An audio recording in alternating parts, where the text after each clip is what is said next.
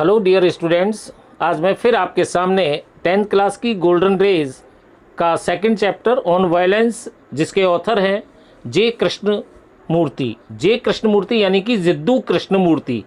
ये जो जे कृष्णमूर्ति हैं ये आध्यात्मिक विषयों के लेखक हैं, दार्शनिक हैं। तो इसका मैं पार्ट फर्स्ट लेकर आपके सामने हूँ। सबसे पहले अपन इसके देखते हैं word meanings.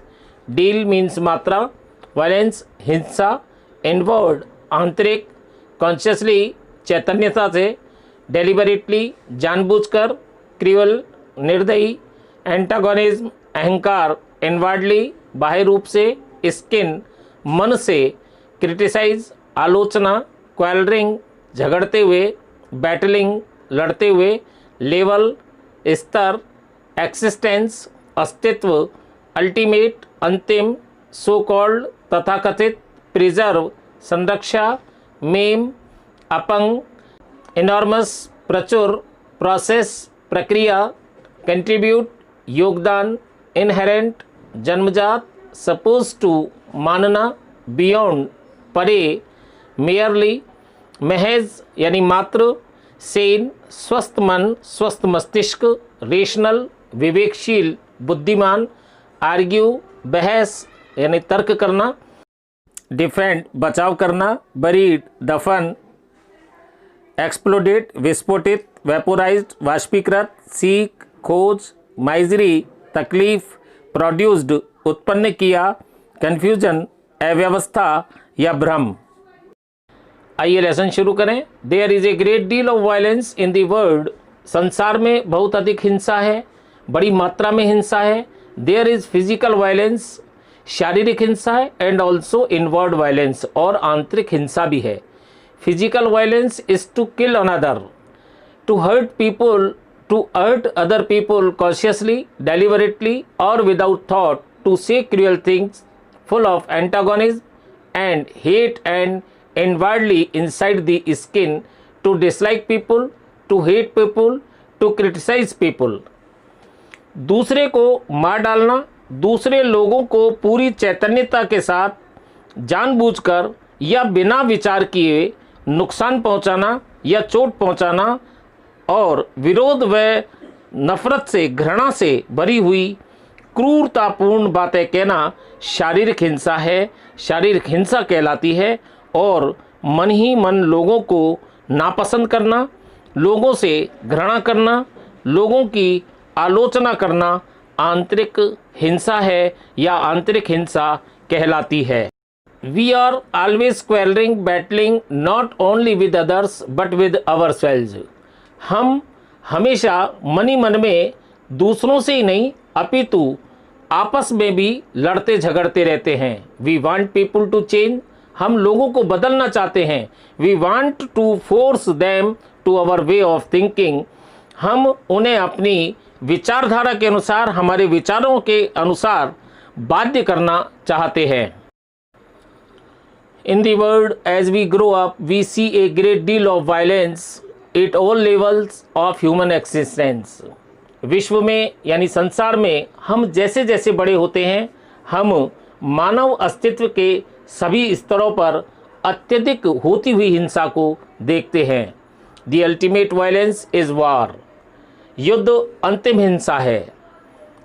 The killing for ideas, for so called religious principles, for nationalities, the killing to preserve a little piece of land. विचारधाराओं के लिए, तथा कथित धार्मिक सिद्धांतों के लिए, राष्ट्रीयता के लिए और भूमि के एक छोटे से टुकड़े को संरक्षित करने के लिए मारना अथवा हत्या करना। To do that man will kill, destroy, them and also be killed himself. वैसा करने के लिए मनुष्य मार डालेगा यानी दूसरे लोगों को मार डालेगा, बर्बाद कर देगा या अपंग बना देगा और स्वयं भी मारा जाएगा। Is enormous violence in the world, संसार में अत्यधिक यानी बहुत बड़ी मात्रा में हिंसा है। The rich wanting to keep people poor and the poor wanting to get rich and in the process hating the rich. संसार में अत्यधिक हिंसा है। अमीर व्यक्ति दूसरे लोगों को गरीब बनाए रखना चाह रहे हैं तथा गरीब अमीर बनना चाह रहे हैं और इस प्रक्रिया में अमीरों से घृणा कर रहे हैं और you being caught in society are also going to contribute to this। और आप भी समाज में जकड़े हुए हैं, समाज में आप जैसा देख पा रहे हैं वैसा ही आप भी व्यवहार कर रहे हैं और इसमें योगदान करने वाले हैं। There is violence between husband, wife and children. There is violence, antagonism, hate, cruelty, ugly, criticism, anger. All this is inherent in man, inherent in each human being। पति पत्नी व बच्चों के मध्य भी हिंसा होती है। हिंसा, विरोधाभास, घृणा, क्रूरता और बहुत भद्दी आलोचना, क्रोध आदमी में ये सभी बातें जन्मजात होती हैं। प्रत्येक मानव प्राणी में जन्मजात होती हैं। It is inherent in you, यह आप में भी जन्मजात है। And education is suppose to help you to go beyond all that, not merely to pass an examination and get a good job. और आशा की जाती है और माना जाता है कि शिक्षा केवल परीक्षा पास करने या नौकरी पाने में ही नहीं, इन सब की सीमा से परे आपको आपकी मदद करेगी। You have to be educated so that you become a really beautiful, healthy, sane, rational human being, not a brutal man with a very clever brain who can argue and defend his brutality. आपको शिक्षित होना है जिससे आप वास्तविक रूप में सुंदर, स्वस्थ मन, समझदार, विवेकशील या बुद्धिमान व्यक्ति बने। अति चतुर मस्तिष्क वाले क्रूर मनुष्य न बने जो अपनी क्रूरता पर तर्क करे, अपनी पाशविकता पर तर्क करे एवं उसका बचाव करे। You are going to face all this violence as you grow up. आप जैसे जैसे बड़े होंगे इस समस्त हिंसा का सामना करेंगे। You will forget all that you have heard here and will be caught in the stream of society. आपने जो कुछ यहाँ सुना है वो सब भूल जाएंगे और समाज के प्रवाह में, समाज की धारा में जकड़ दिए जाएंगे। You will become like the rest of cruel, hard, bitter, angry, violent world, and you will not help to bring about a new society, a new world। आप भी शेष संसार के समान क्रूर, कठोर, कटु, क्रोधी व हिंसक बन जाएंगे और आप एक नया समाज, एक नया संसार बनाने में किसी भी प्रकार की कोई मदद नहीं करेंगे। But a new world is necessary, परंतु एक नया संसार आवश्यक है। A new culture is necessary, एक नई संस्कृति आवश्यक है। The old culture is dead, buried, burned, exploded, vaporised. पुरानी संस्कृति मर चुकी है या दफना दी गई है या वाष्पीकृत हो गई है, विस्फोटित हो चुकी है। आपको you have to create a new culture, आपको एक नई संस्कृति का निर्माण करना है। A new culture can not be based on violence, एक नई संस्कृति हिंसा पर आधारित नहीं हो सकती। The new culture depends on you because the older generation has built a society based on violence, based on aggressiveness, and it is this that has caused all the confusion, all the misery. यह नई संस्कृति आप पर निर्भर करती है क्योंकि पुरानी पीढ़ी ने हिंसा व आक्रामकता पर आधारित समाज का निर्माण किया है और इसी कारण सारी अव्यवस्था व पीड़ाएं हो रही हैं। The older generation have produced this world and you have to change it.